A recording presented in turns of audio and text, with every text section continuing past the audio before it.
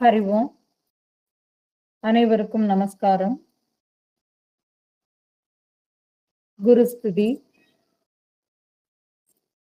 ஓம் ஈஸ்வரோ குருராத்மேதி மூர்த்தி பேத விபாகினே व्योमवद् व्याप्त देहाय दक्षिणामूर्तये नमः. ओम सहना भवतु सहनौ भुनक्तु सह वीर्यं करवावहै तेजस्विनावधीतमस्तु मा विद्विषावहै. ओम शांति शांति शांति. हरि ओम.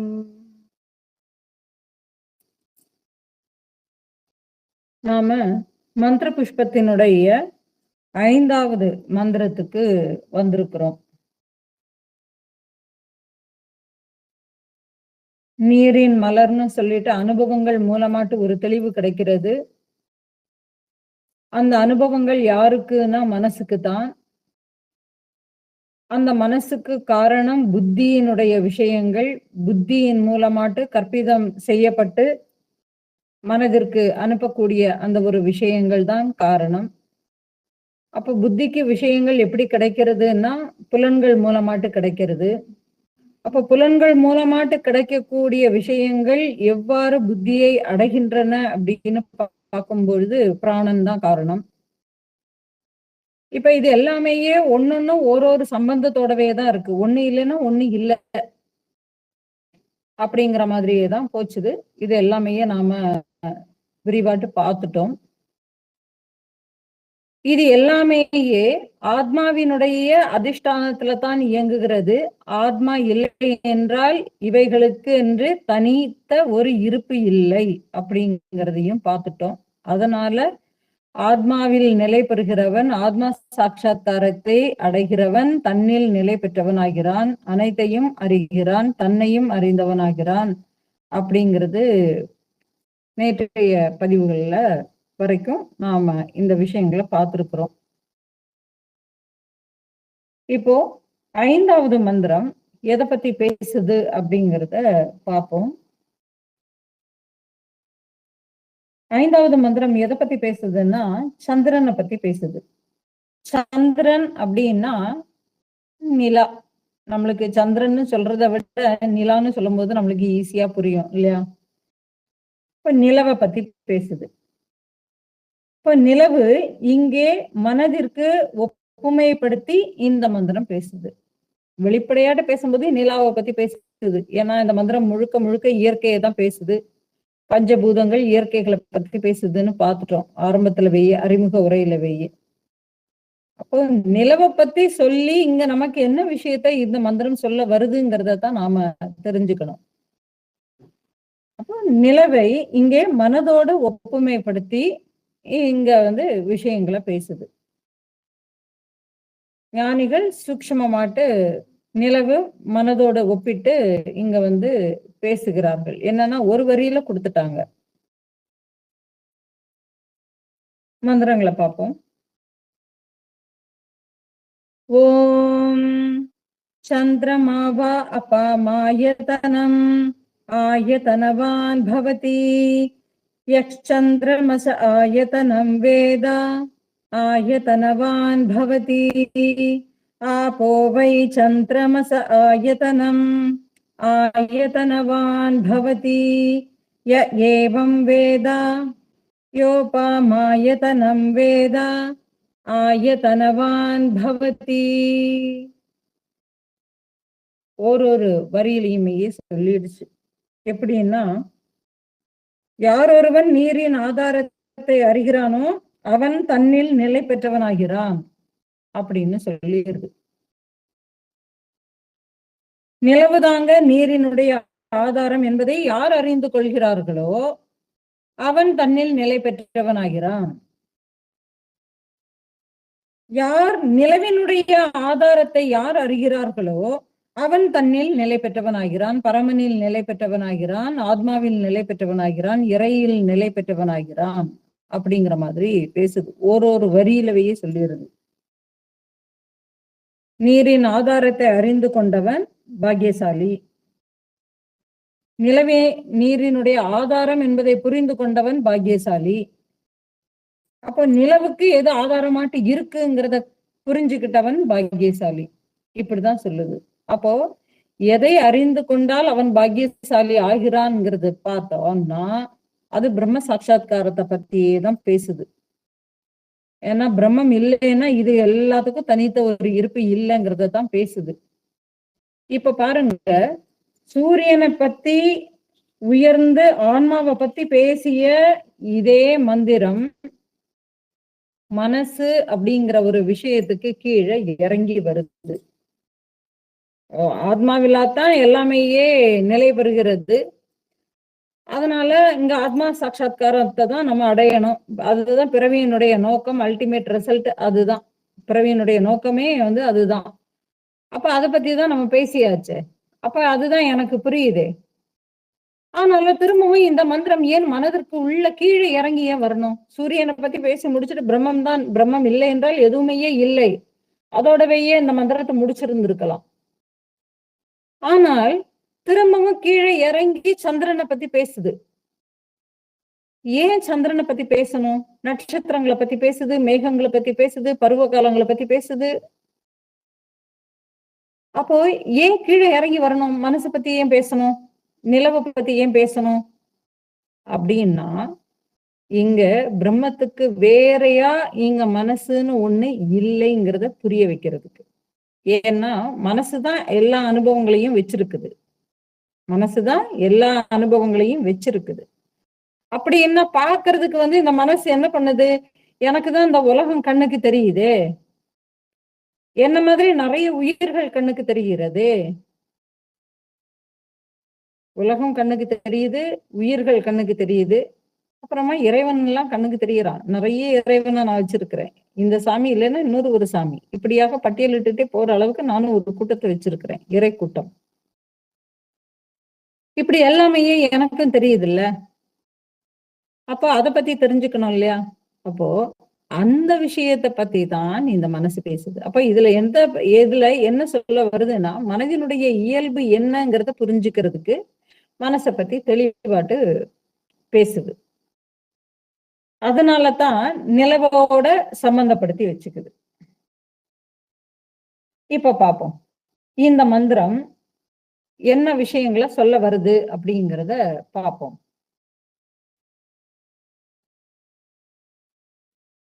மனம் மட்டும்தாங்க எல்லா அனுபவங்களுக்கும் ஆதாரமாட்டு இருக்கு இல்லையா? இங்க மனசு இல்லைன்னா அனுபவங்கள் இல்லை, இதை நம்ம பார்த்துட்டோம். அதனால மனசுக்கும் நிலவுக்கும் உள்ள சம்பந்தத்தை பற்றி பார்க்கறதுக்கு முன்னாடி முதல்ல நிலவு அப்படின்னா நிலவினுடைய குணங்கள் இதெல்லாத்தையும் நம்ம பார்த்துக்கணும் இல்லையா? இப்ப நிலவு எப்படிப்பட்டதாட்டி இருக்குங்கிறத பாக்குறோம். பாருங்க, நில ஒளிக்குன்னு சுயமாட்டு ஒரு ஒளியே கிடையாது. அது என்ன பண்ணுது? சூரியன் கிட்டக்க இருந்து ஒளியை கிரகித்து கொண்டு அந்த ஒளியினை தன்னுடைய ஒளி போலதான் அது பிரதிபலிக்குது. அப்ப அது ஒரு பிரதிபிம்பம் தான். சூரியனுடைய ஒரு பிரதிபிம்பம் தான் எனது சந்திரன். சூரியனிடமிருந்து ஒளியை வாங்கி சந்திரன் என்ன செய்து ஒளியை பிரதிபலிக்கிறது, ஒளி வீசுகிறது, பிரகாசிக்கிறது. ஆனா பாருங்க, நாம அந்த நிலாவை பார்த்ததும் நிலா வந்துடுச்சு அப்படின்னு தானே நம்ம சொல்றோம்.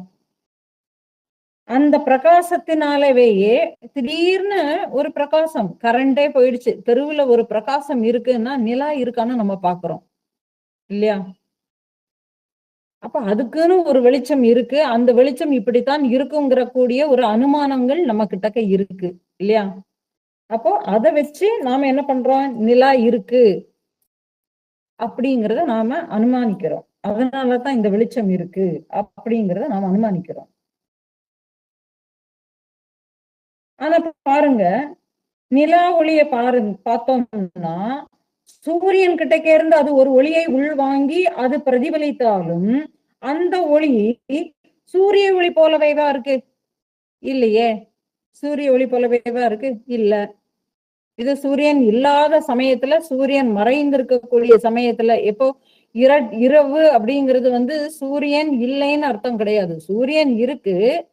ஆனால் சூரியன் பூமி சுத்துறதுனால அந்த பொசிஷன் மாறி இருக்கிறதுனால என்ன ஆகுது, நமக்கு இருட்டு மாதிரி தெரியுது. வாஸ்தவத்துக்கு சூரியன் இல்லாம இல்லை, ஆனால் அங்கே சூரியன் மறைக்கப்பட்டு இருக்கிறதுங்கிறது தான் உண்மை. அப்ப அதே மாதிரி பார்த்தோம்னா, இந்த சூரிய ஒளியில தான் இது உள்வாங்கி நம்மளுக்கு பிரதிபலிக்கிறது அப்படின்னு எடுத்துக்கிட்டோம்னா, சூரிய ஒளியை போல ஒரு பிரகாசம் நிலவொளிக்கு இல்லையே. சூரிய ஒளியை போல உள்ள ஒரு பிரகாசம் நிலவொளிக்கு இல்லை. ஆனா அப்ப நிலவு எப்படி பிரகாசிக்குது? தனக்கே உரிய ஒரு பாங்கு. அதுக்கு அதாவது மூன்லைட் வேற, சன்லைட் வேற. சன்லைட் நம்மளுக்கு தகிக்குது, ஆனா மூன்லைட் நமக்கு என்ன செய்யுது? குளுமையா இருக்கு இல்லையா? நிலவொளியில ஒரு சுகத்தை அனுபவிக்கிறோம். அப்ப என்ன செய்யுது? நிலவொளி தனக்கே உரிய ரீதியில் தானே அது என்ன செய்கிறது? அந்த ஒளியை பிரகாசிக்க செய்து கொண்டு இருக்கிறது. இப்போ அந்த ஒளியை பார்த்த உடனேயே நாம நிலா ஒளின்னு தான் அதுக்கு ஒரு பேரை சொல்லி நம்ம சொல்றோம். அது ஒரு நிலா ஒளி, நிலவு வெளிச்சம் அப்படின்னு அதுக்கு ஒரு பேரை கொடுத்து அது வந்துடுச்சுன்னு சொல்றோமே தவிர, சூரியனிடமிருந்து ஒளியை பெற்ற நில ஒளி வந்து விட்டதுன்னு சொல்லிட்டு நம்ம சொல்றோமா? சொல்றது இல்லையே. அப்போ அந்த ஒளியை தன்னுடைய ஒளியை போலவேயே ஒளியை உமிழ்ந்து அந்த நிலா பிரகாசிக்கிறது. அந்த அளவுக்கு. ஏன்னா அது சயின்ஸ் நம்மளுக்கு ஒரு ப்ரூஃபே கொடுத்துடுச்சு. அது சூரியன் கிட்ட இருந்து ஒளியை வாங்கித்தான் சந்திரன் பிரகாசிக்கிறது. சூரியன் இல்லைனாக்க சந்திரன் இல்லை அப்படின்னு சொல்லுது. அப்ப அந்த ஒளியை போலவேயே தன்னுடைய ஒளியை, அதாவது அந்த சூரிய வெளிச்சத்தில இருந்துதான் கிரகிச்சுக்கிட்டு இந்த சந்திரன் பிரகாசிச்சாலும், ஆனால் இந்த சந்திரன் எப்படி பிரகாசிக்கிறது எப்படி தெரியுதுன்னா, காட்சிக்கு எப்படி தெரியுதுன்னா, அதனுடைய ஒளி போலவேயே தான் தெரியுதே தவிர, சூரியனிடமிருந்து ஒளியை வாங்கித்தான் இது பிரகாசிக்கிறதுங்கிறது தெரியலையே. நம்ம குழந்தைகள்ல இருந்து நம்ம அப்படித்தானே பாக்குறோம்.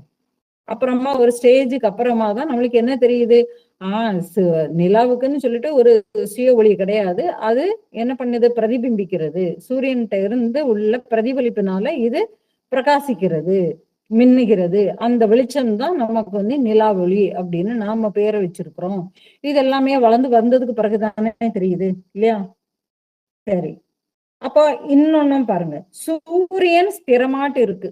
ஆனா நிலாவை பாருங்க, வளர்ந்துகிட்டே போய் போய் போய் போய் ஒரு நாள் இன்னைக்கு முழுசா அது வளர்பிறைன்னு சொல்லி ஒரு பௌர்ணமியில முட்டிக்கிட்டு நிக்குது.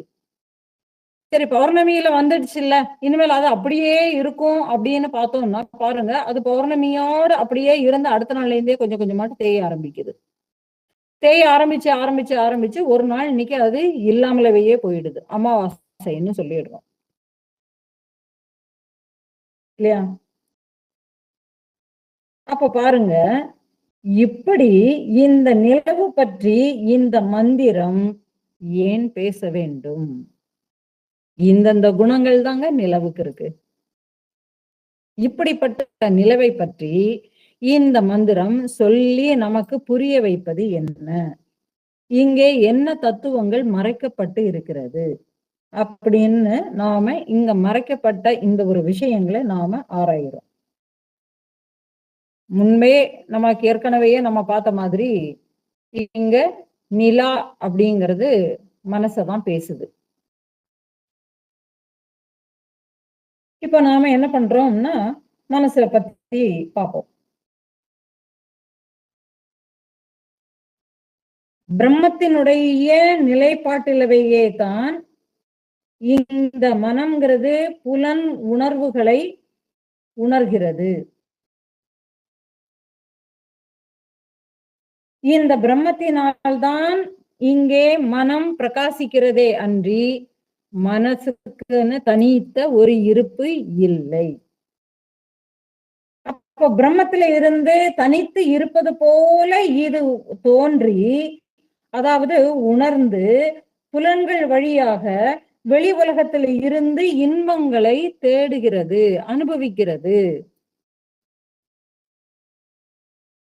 பிரம்மத்துல இருந்து தனிச்சு இருக்கிறது மாதிரி இது நினைச்சுக்கிட்டு நாம அதுல இருந்து தனியாக வந்திருக்கிறோம்ங்கிறது கூட தெரியாத அளவுக்கு மறைக்கப்பட்டு பிரம்மங்கிறது சுத்தமாவே மறைஞ்சு போயிடுது. அதுக்கு தெரியறதே இல்லை.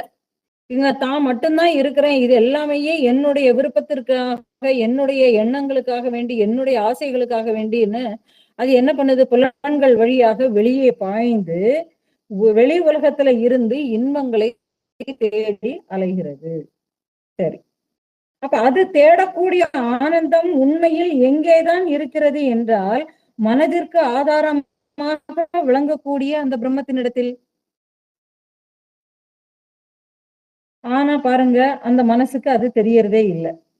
அப்ப அதை மறந்து அது புறத்தே புலன்கள் வழியாக எங்கெங்கெல்லாம் ஆனந்தம் கிடைக்கும், எதை அனுபவிக்கும் போது அது தெரிஞ்சுக்குது. இது நமக்கு ஒரு சுகத்தை கொடுக்கிறது, இது எனக்கு வேணும். இது எனக்கு சுகத்தை கொடுப்பதில்லை, அதனால இது எனக்கு வேண்டாம். இது எனக்கு நிம்மதியை தருகிறது, அதனால இது எனக்கு வேணும். இது எனக்கு நிம்மதியை தருவதே இல்லை, அதனால இது வேண்டாம். இது கிட்டக்க போகும்போது இது எரிச்சலாட்டு இருக்கு, அதனால எனக்கு இது வேண்டாம். இப்படியாக மனம் என்ன பண்ணிட்டு இருக்குது? எல்லாத்தையும் அலசி ஆராய்ந்து பிரித்து வச்சிருக்கு. அப்ப எல்லா அனுபவங்களும் இந்த அந்த மனசு என்ன ஒரு ஓட்டத்தை வச்சிருக்கிறதோ, எந்த ஒரு அனுபவங்களை வைத்திருக்கிறதோ அதை ஒத்துத்தான் அத்தனை அனுபவங்களும் அதுக்கு. அப்ப இந்த அனுபவங்களை பெறுவதனாலேயே மனம் என்ன பண்ணுது? ஒரு தோற்றத்திற்கு வருகிறது. மனசுக்கு ஒரு தோற்றம் வரணும்னு உண்டுமானால் மனம் எப்படி வருது?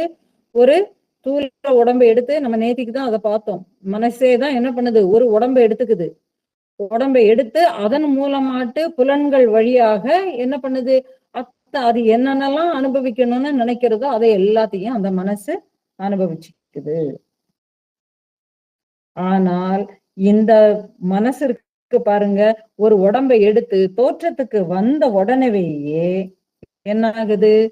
அது நாம எங்க இருந்து வந்தோங்கிறத மறந்து போய் நாம வந்துட்டோம் இல்லையா, நாம தான் சத்தியம், நாம தான் நித்தியம் அப்படிங்க கூடியத மனசுல ஏத்தி வச்சுக்கிட்டு அந்த ஒரு போலி ஒரு அகங்காரத்தினாலையும் கர்வத்தினாலேயும் உலக எல்லாம் இருக்கு அப்படிங்கிற மாதிரியே இருக்குங்கிற மாதிரி நினைச்சா பரவாயில்ல, எல்லாம் எனக்கானது, என்னுடைய அனுபவத்திற்காக வேண்டியே, நான் அனுபவிப்பதற்காக வேண்டியே இந்த பிரபஞ்சம் எனக்கு கொடுக்கப்பட்டிருக்கிறது அப்படிங்கிற மாதிரியான ஒரு தனித்த ஒரு கர்வத்துக்குள்ள, தனித்த ஒரு அடையாளத்துக்குள்ள போய் அது சிக்கிக்கிட்டு அறியாமையில் உழல்கிறது. இப்ப பாருங்க, இதுக்கு ஏன் தெரியல, அறியாமைன்னு ஏன் இந்த இடத்துல சொல்லுது அப்படின்னா, இப்போ ஒரு உதாரணத்துக்கு மனம், அதாவது இத எப்படி சொல்லலாம்னா, நமக்கு தெரியாத ஒரு லாங்குவேஜ், நமக்கே தெரியாத ஒரு லாங்குவேஜ்ல ஒரு புஸ்தகம் இருக்கு. அதுல என்ன லாங்குவேஜ்னே நம்மளுக்கே தெரியல. அது ஏதோ ஒரு லாங்குவேஜ், ஒரு சைனீஸ் லாங்குவேஜோ ஒரு ஜப்பானீஸ் லாங்குவேஜோ இந்த மாதிரி ஒரு லாங்குவேஜ்ல ஒரு புஸ்தகம் இருக்கு. அந்த எழுத்து என் கண்ணுக்கு தெரியுது. ஆனா பாருங்க, அந்த எழுத்துக்களை என்னால வாசிக்க முடியறது இல்லைங்க. அதனுடைய அர்த்தத்தை என்னால் புரிந்து கொள்ள முடியாது. ஏன்னா எனக்கு வாசிக்க தெரிஞ்சாதான் அது அர்த்தங்களை புரிவதற்காக வேண்டி நான் கொஞ்சமாவது முயற்சி பண்ணுவேன் இல்லையா? அப்போ வாசிக்க தெரிஞ்சா மட்டும் போராது, எனக்கு அதுல என்ன எழுதப்பட்டு இருக்கிறதோ எழுதுவதை படிக்க தெரிந்தால் மட்டும் போராது, படித்ததை அதன்படி எனக்கு புரிந்து கொள்றதுக்கும் ஒரு திறன் வேணும் இல்லையா? அப்ப இதெல்லாம் இருந்தாதான் எனக்கு அதுல எக்ஸாக்டா என்ன சொல்ல வராங்க, என்ன அர்த்தத்துல அதுல எழுதப்பட்டிருக்குங்கிறது எனக்கு புரியும். இல்லைன்னா எனக்கு புரியறது இல்ல. இப்போ இதுக்கு காரணம் என்னன்னு சொல்லுவீங்க? எழுத்துக்கள் தெரியல அப்படின்னு சொல்லுவீங்களா? கண்ணுதான் எழுத்துக்களை பாக்குது இல்ல, எழுத்துக்கள் எனக்கு தெரியல, இந்த எழுத்து எனக்கு தெரியலன்னு சொல்றோம்னா, அப்ப கண்ணு பாக்குது அந்த எழுத்தை. அது கண்ணு அந்த எழுத்தை பாக்குறதுனால தானே எழுத்து எனக்கு தெரியலன்னு சொல்லுது. கண்ணுக்கு உண்மைக்குமேயே அந்த எழுத்தே தெரியவே இல்லைன்னு சொல்லல. ஆனா கண்களுக்கு அந்த எழுத்துக்கள் தெரிகிறது. ஆனால் அந்த மொழி சம்பந்தமான அஜ்ஞானம்தான் எனக்கு அந்த பரிச்சயம் இல்லாததுனால எனக்கு அந்த எழுத்துக்களை தெரியாதுன்னு சொல்லி வருது. அப்போ இந்த அஜ்ஞானத்தை நீக்கி விட்டோம்னு உண்டுமானால் என்னால நன்றாக வாசிக்க முடியும். எந்த அஜ்ஞானம்? இது எனக்கு இந்த ஒரு மொழி அறிவு இல்லைங்க, அதுதான் பிரச்சனை. எனக்கு இந்த மொழி அறிவு எனக்கு தெரிந்து விட்டால் நான் இதனை நன்றாக வாசிக்க முடியும். இது மொழி அறிவு இல்லை, அதனால எனக்கு இது வாசிக்க முடியாது. கரெக்ட் தானே? இந்த தெளிவு இருந்துட்டா அந்த மொழியை நான் கற்றுக்கொள்ள வேண்டும் என்று விரும்பினால் நான் அந்த மொழியை கற்றுக்கொண்டு இதனுடைய பொருளை என்னால் புரிந்து கொள்ள முடியும். கரெக்ட் தானே? இதுதாங்க இந்த மனசு பண்ணுது. தோற்றத்துக்கு வந்ததுக்கு பிறகு இது ஒரு அறியாமையில சிக்கி இந்த அறியாமையை போக்கிக்கணும்னு அது நினைக்குது. ஆனா என்ன மாதிரி நினைச்சுக்குதுன்னா, எப்படி, அதாவது இந்த உலக விஷயங்கள் உண்மைன்னு நம்பி இந்த விஷயங்களை தக்க வைத்துக் கொள்வதற்காக வேண்டி இந்த விஷயங்களுக்கு பின்னாடியே போய் நான் உண்மையான விஷயத்தை எதை தெரிந்து கொள்ளணுமோ அதை தெரிந்து கொள்றதுல இது விட்டுறது. அப்போ மானிட தேகம் கிடைத்த நோக்கத்தை அறியாததினால் இது என்ன பண்ணுது? ஆசைகளில் விழுகிறது. சரி, இப்ப இந்த ஆசைகளினால எடுத்து வந்த இந்த ஒரு உடம்பை உண்மைன்னு நம்பி இதை தக்க வைத்துக் கொள்ள பலதையும் செய்கிறது. இது இந்த மனது என்னென்ன மாதிரியாட்டு வேலைகளை பண்ணுது. சரி, இப்ப மனதினுடைய இயல்பு தான் என்ன? அப்போ இதுல இருந்து மனதினுடைய இயல்பு என்ன அப்படின்னா, மனது பாருங்க, ஒரு மானை கூட நம்ம காட்டுல துள்ளி திரியக்கூடிய மானை கட்டிடலாம்.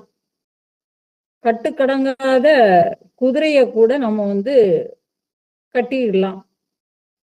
மயில கட்டி விடலாம். எல்லாத்தையுமே கட்டிடலாம். ஒரு ஆளை வச்சு கூட நம்ம கயிறு வச்சு கட்டிடலாம்.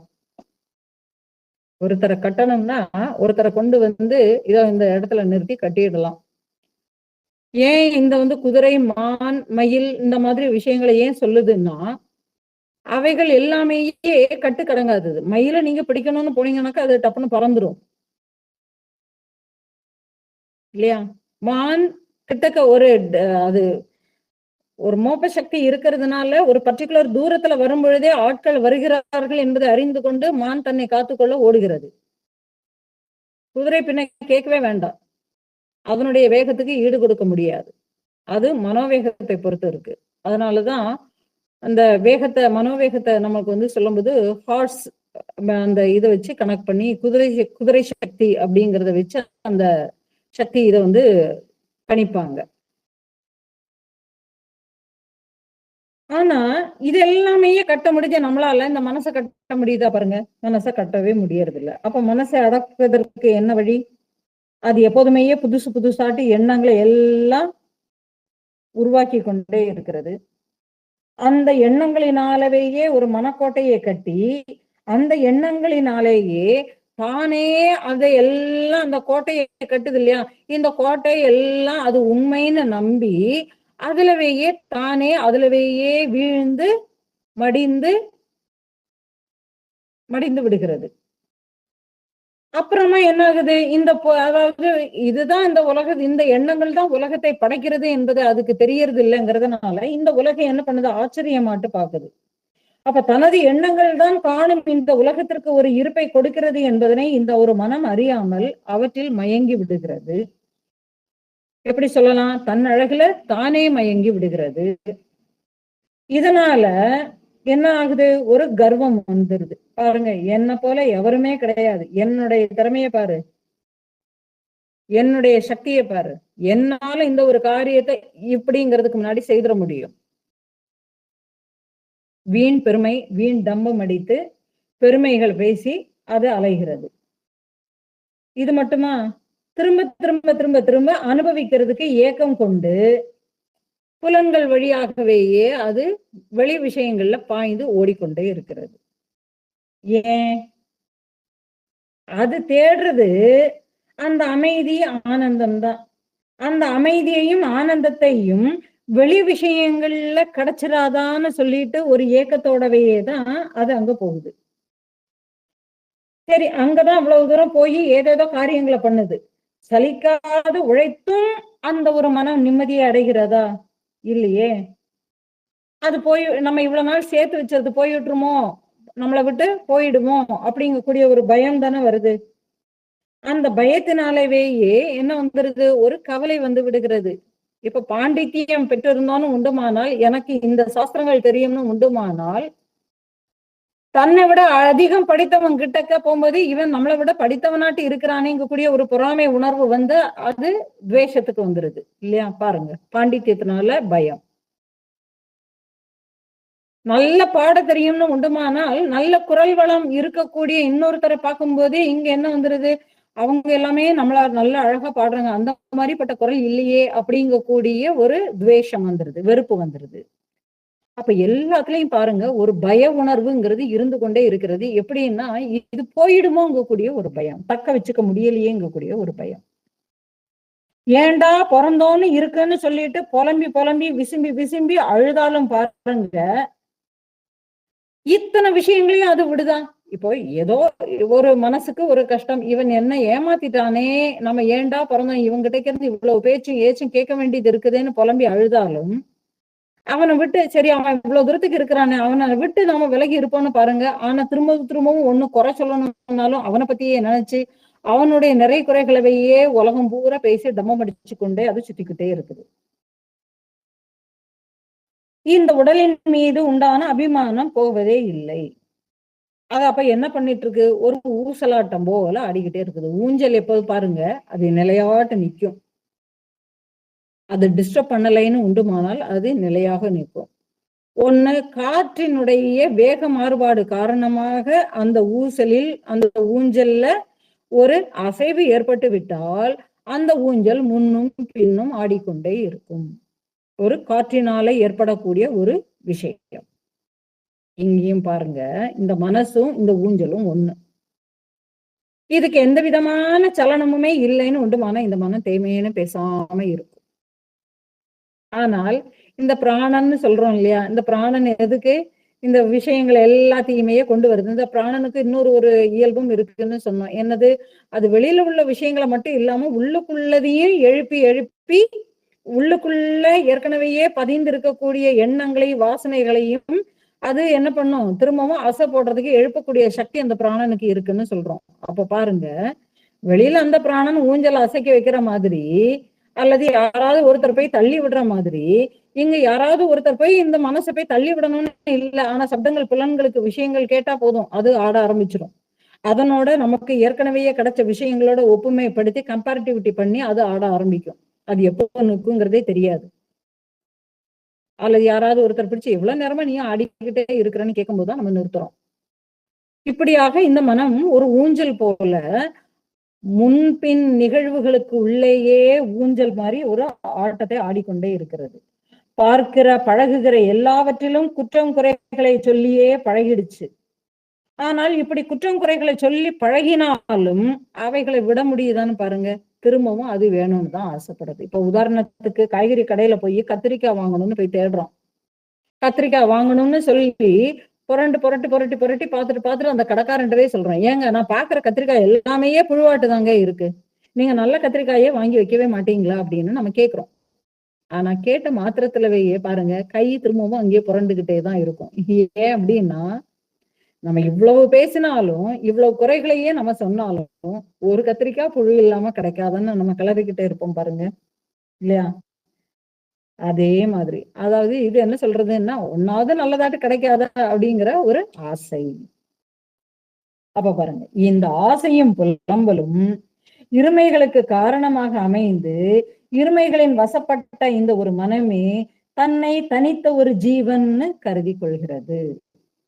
எப்படி நிலா எப்படி தன்னுடைய ஒளியாட்டு பிரகாசிக்கிறதோ அதே மாதிரி இங்க என்ன பண்ணுது, இது தனித்த தன்னுடைய அனுபவங்கள் எல்லாத்தையுமே வச்சு தன்னுடைய தனித்த ஒரு ஆசைகளோட பயணிக்கப்படுறதுனால இருமைகளை உண்டாக்கி விருப்பு வெறுப்பு நல்லது கெட்டதுங்கிற மாதிரியான இருமைகளுக்கு காரணமாக அமைந்து இருமைகளின் வசப்பட்ட இந்த ஒரு மனமே தன்னை ஜீவன்னு கருதிக்கிற ஆரம்பிக்கிறது.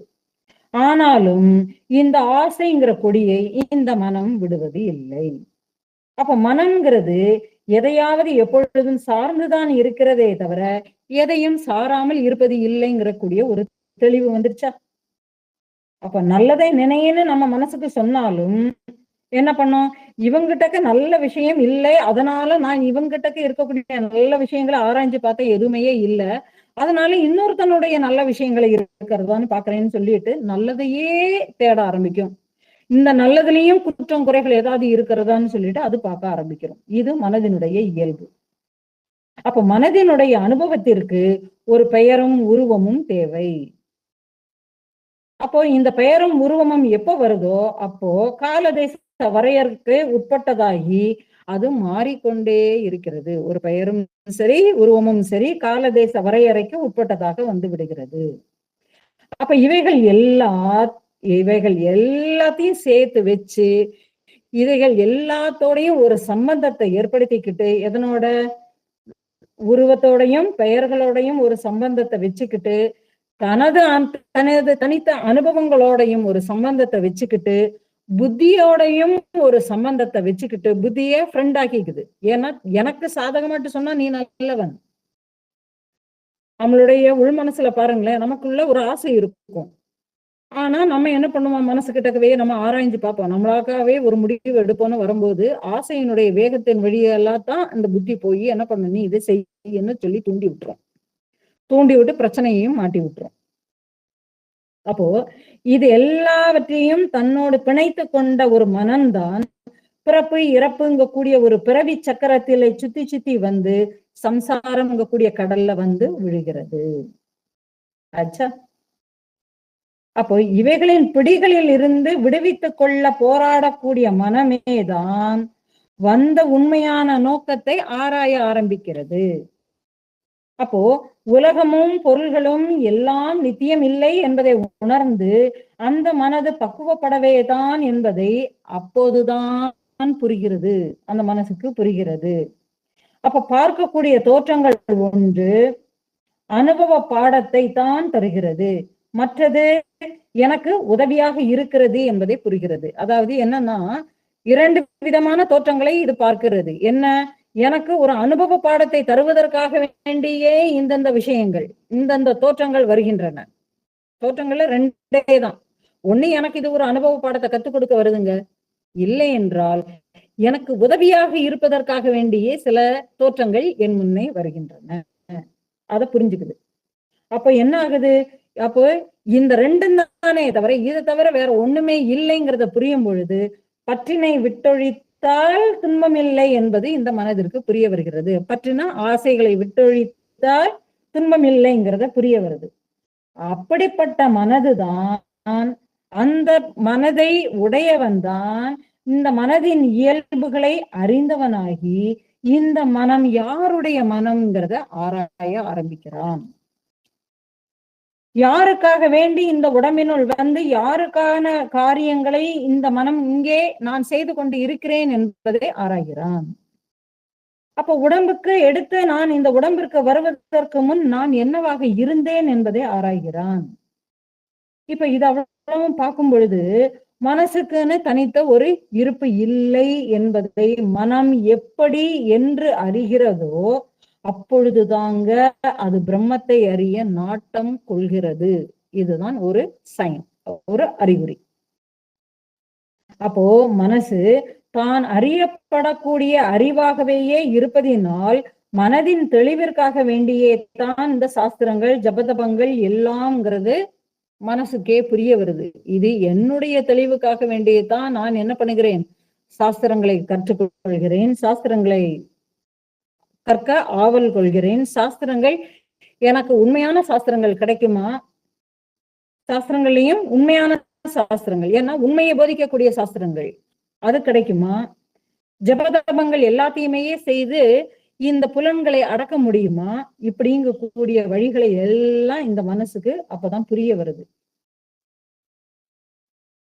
இத்தனைக்கும் ஆதாரமாட்டு இருக்கக்கூடிய ஏதோ ஒன்று, அதுவே ஆன்மா, அதுவே பிரம்மம், அதுவே மூலம்ங்கிறத அறிந்து கொண்டு அதிலேயே நிற்பதற்கு அது பழக ஆரம்பிக்கிறது.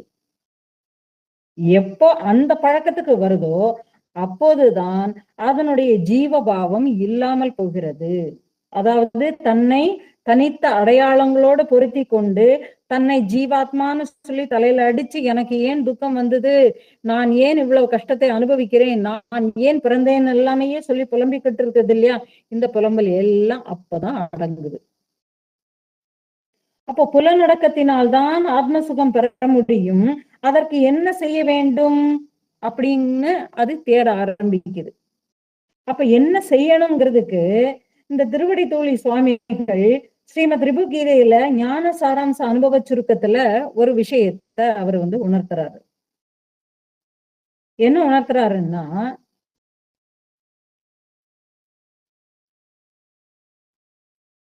அதாவது அதாவது அந்த மனதினுடைய இயல்பை புரிந்து கொண்டு அதனை அடக்கக்கூடிய வழிமுறைகளே அவர் உணர்த்துறாரு. எப்படி உணர்த்துறாருன்னா, இப்போ பொதுவா நம்ம எல்லாருமே என்ன நினைக்கிறோம், ஏன்னா இத பேசிட்டு அதை பேசும்போது உங்களுக்கு அது புரியும். என்ன பாருங்க, அவன் என்னை அடங்கி இருக்க சொல்கிறான். சொல்றான், இவன் என்ன அடங்கி இருக்க, அடங்கி இருன்னு சொல்றான்.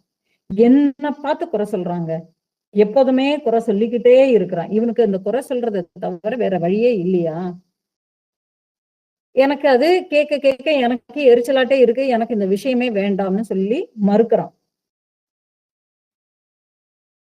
பாருங்களேன், அந்த விஷயங்களை அவன் மறுக்கிறான்.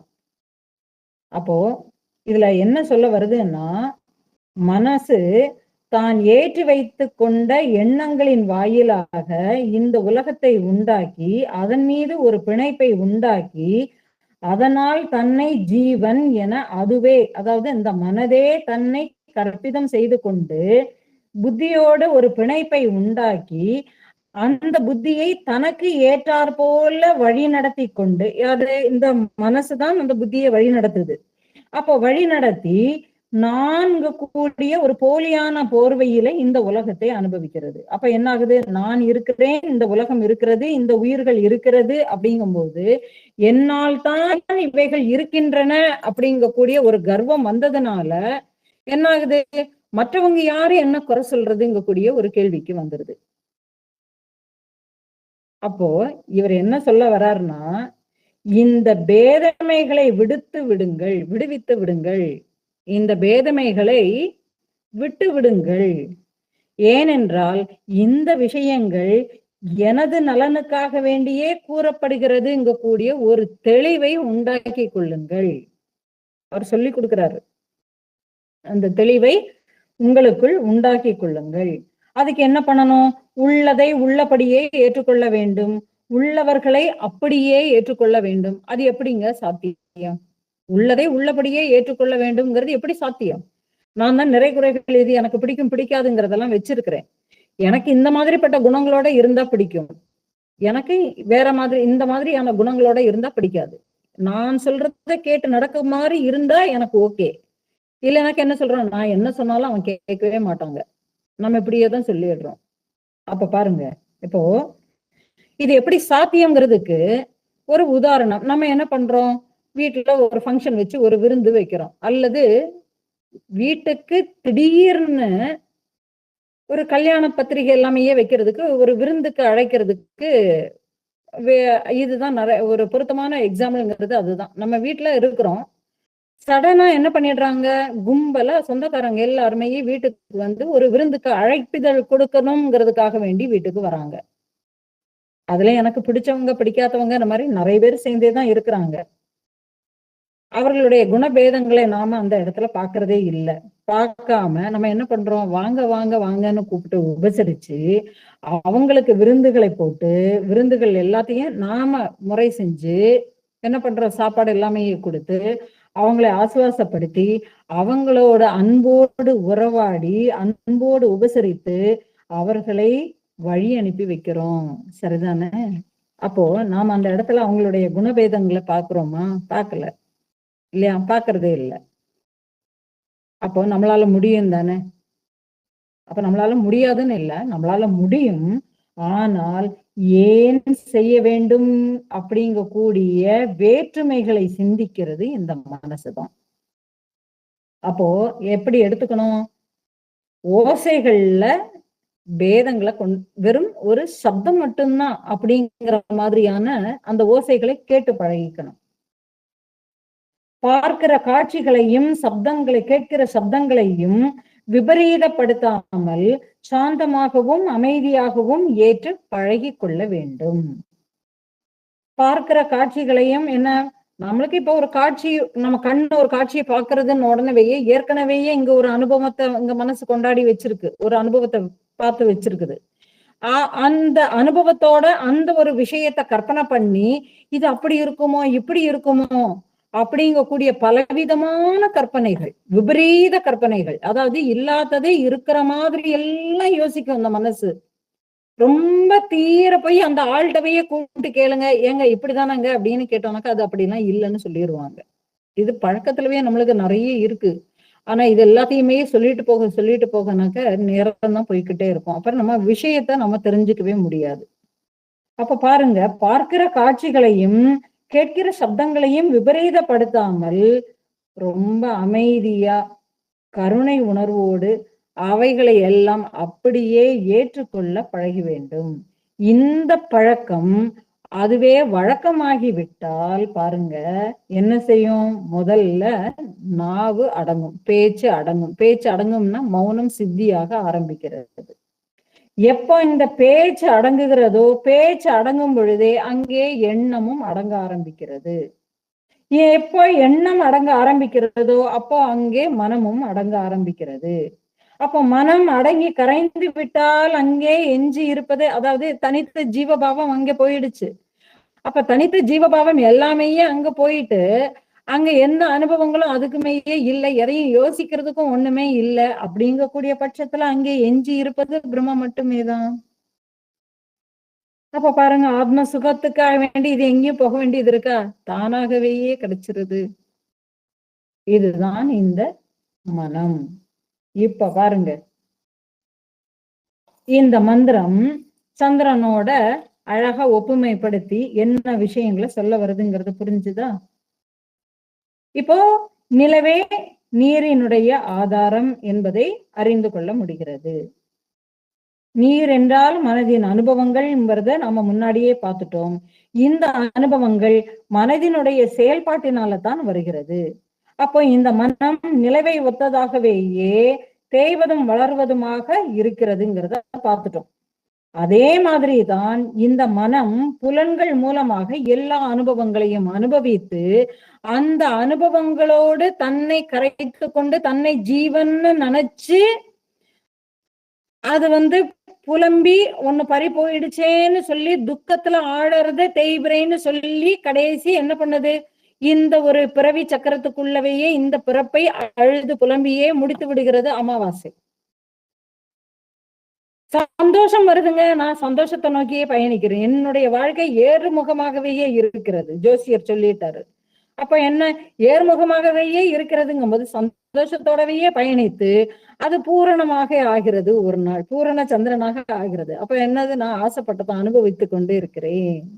ஆனா அனுபவித்து முடிஞ்சதுக்கு பிறகு பக்கத்து வீட்டுல உள்ளவன் என்னை விட நல்ல அழகா ஒரு வீடை கட்டிட்டானே, அந்த மாதிரியான டைல்ஸ் நான் என் வீட்டுல போடலையே. ஒரு ஒரு பேதம் அதுக்கு புலம்ப ஆரம்பிக்கிறது. அப்ப பாருங்க, வளர்பிறையும் தேய்பிறையும் இந்த மாதிரி இன்ப துன்பங்களுக்கு இடையே அல்லாடுகிறது. அப்போ நிலவானது வெளிச்சத்துக்கும் இருளுக்கும் இடையில் ஊஞ்சலாடுகிறது. அது போல மனம் இன்பத்திற்கும் துன்பத்திற்கும் இடையே ஊஞ்சலாடுகிறது. அப்போ இந்த மனதினால் பரமனை போல உறுதியாக எதிலும் ஸ்திரத்தன்மையோடு கூடி இருப்பது முடிவது இல்லை. ஏன்? நிலவுக்கு தனியான ஒரு சுய ஒளி கிடையாது. சூரியனிடமிருந்து ஒளியை பெற்றுக்கொண்டுதான் இது பிரகாசிக்கிறது. அது போல இந்த மனதிற்கு தனியாக சுய அறிவு கிடையாததினால் இது வெறும் ஜடம். அது அறிவினுடைய ஒளியை பெற்றுக்கொண்டு தன்னுடைய அறிவு போல அது உண்மைங்கிறது மாதிரி அது பிரகாசிக்க ஆரம்பிக்கிறது. அதன் காரணமாகவேயே இந்த மனம் பலதரப்பட்ட உணர்ச்சிகளை உணர்வது என்பது சாட்சி மாத்திரமாக உள்ள இந்த பிரம்மத்தின் அதிஷ்டானத்தினால மட்டுமே தான் ஆகுங்கிறது தெளிவாகிறது. எனவே மனம் உலக பொருள்களை அனுபவிப்பது அந்த பேரறிவாகிய பரமாத்மாவின் சைத்தன்யத்தினால் என்றிருந்தாலும் அறியாமையினால் பரமாத்மாவிடம் இருந்து பெற்ற அறிவு ஒளியை தனது அறிவு தனக்கே உரியதானதுங்கிறத கூடிய ஒரு கற்பனை செய்து கொள்வதனால் அது பௌதீக இன்பங்களை தேடி ஓடுகிறது. அதன் வாயிலாக வரக்கூடிய இன்ப துன்பங்களை தனதாக பாவித்துக் கொள்கிறது. உண்மையில் அந்த மனம் அறிவினுடைய ஆதாரத்தில் தான் பிரம்மத்தினுடைய நிலையில் தான் நிலை கொண்டு இருக்கிறது. இவையெல்லாம் பிரம்மத்தின் அதிஷ்டானத்தில் தான் நடைபெறுகிறது என்பதை எப்பொழுது அறிகிறானோ அப்பொழுதுதான் அவன் தன்னை உணர்ந்தவன் ஆகிறான், அந்த பரம சத்தியத்தை உணர்ந்தவன் ஆகிறான். இப்படிப்பட்ட இந்த ஒரு மனம்தான் எல்லா அனுபவங்களுக்கு ஆதாரம். எல்லா அனுபவங்களுக்கும் இந்த ஒரு மனம்தான் காரணம். நீருக்கு நிலவுதான் காரணம். அப்போ மனம் உருவாகிறதே இந்த அனுபவங்களை சேகரிப்பதற்குத்தான். இப்படியாக புரிந்து கொண்டு எவன் ஒருவன் பிரம்ம சத்தியத்தை உணர்கிறானோ அவன் வளமோடும் இனிமையோடும் கூடிய அத்தனை ஐஸ்வர்யங்களையும் அடைந்த பாக்கியசாலி ஆகின்றான். இவ்வாறு இந்த மந்திரம் நிறைவடைகிறது. ஓம் பூர்ணமத பூர்ணமிதம் பூர்ணாத் பூர்ணமுதச்யதே பூர்ணஸ்ய பூர்ணமாதாய பூர்ணமேவாவசிஷ்யதே. ஓம் சாந்தி சாந்தி சாந்தி. ஹரிஹி ஓம். அனைவருக்கும் நன்றி. ஓம் தத்சத்.